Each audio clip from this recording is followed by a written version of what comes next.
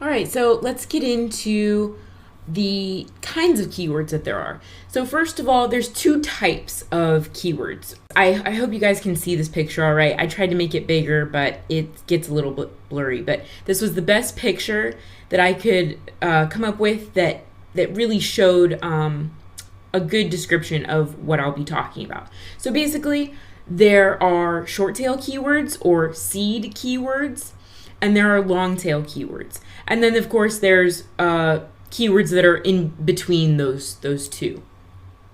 But those are the two main types, okay? So a short tail keyword would be a phrase like shoes. You know, it's just very plain. There's no descriptive words that are with it. It's just shoes, someone looking for shoes. We have no idea what they really want. Do they want pictures of shoes? Do they want to buy shoes? What kinds of shoes are they looking for? You know, we have no idea what it is that they want shoes. They just typed in shoes, okay? So that's a short tail or a seed keyword. Now, something that would be a long tail keyword would be something like red Nike men's running shoes. That's very specific. We know exactly what they want. We even know the color that they're looking for. So that's super duper targeted.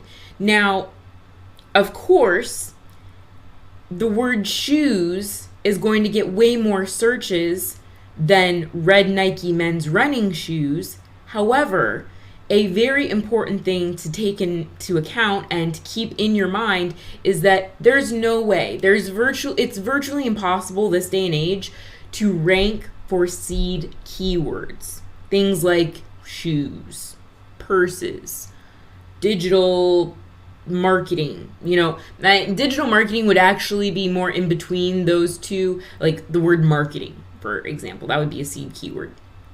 It's just, and even digital marketing would be like, you probably wouldn't want to go after that term because there's just going to be so much competition that you wouldn't actually ever get a chance to rank for that term. And what point is it to try to go after a term that you have no chance of ranking for? It's just a waste of time and energy.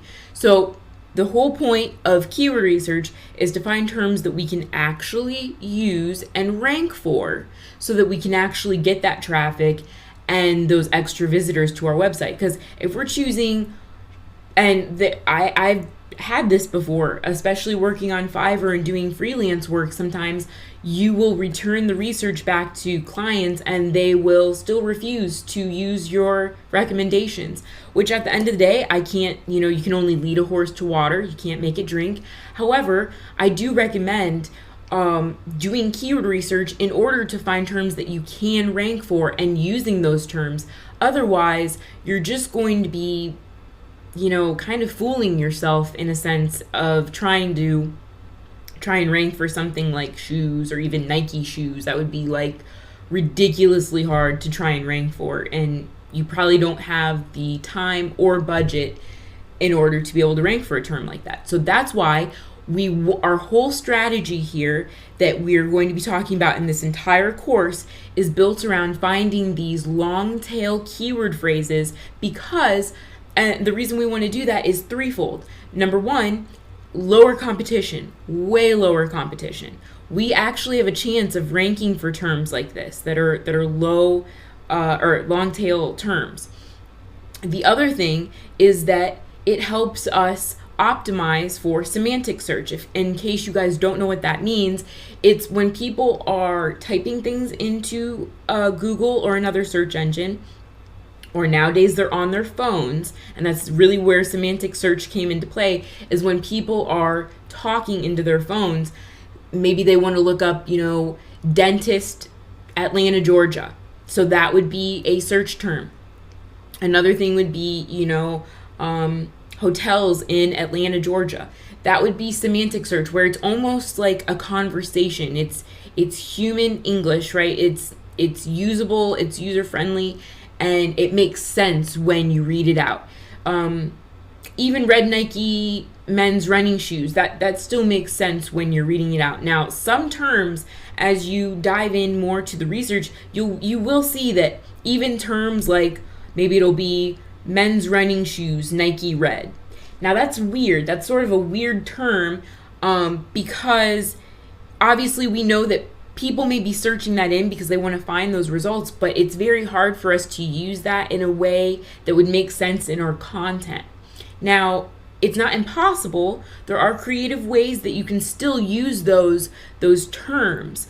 For example, if it was a term that didn't read well, you could use it for optimizing images. You know, most blogs have hundreds of images, and eventually you're going to have to use keywords a few times, but the best thing to do is use other variations of keywords. So that would be a great way to use a misspelling or another type of long tail phrase that doesn't really make sense. It wouldn't really make sense in an article or as a title, but maybe it would do well as a image optimization or a video title inside of the file name.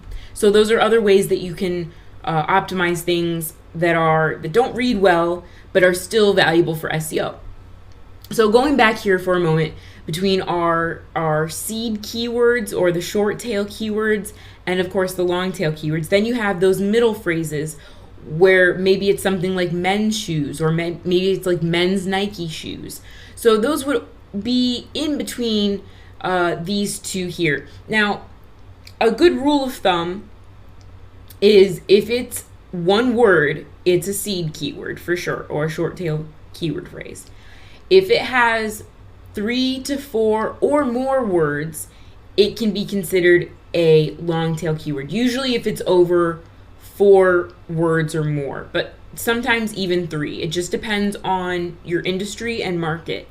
For example, online marketing or any type of marketing services, you're probably going to need to go to like 4 keywords, 4 words, until you're getting into the longer tail keywords that are easier to rank for, because there can still be a lot of competition when you're going for things like social media marketing or social media management. You can still have enormously high competition. So maybe things like social media management for small business, that would be a long tail keyword phrase that might be a better thing to go after.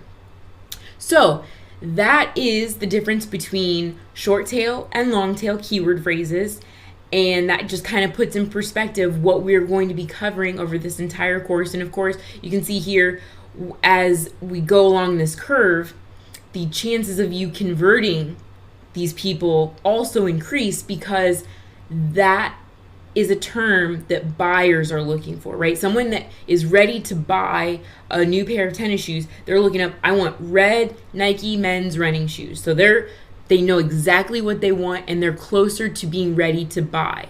People that are just typing in shoes, they're nowhere near ready to buy. They don't even know what kind of shoes they want, right?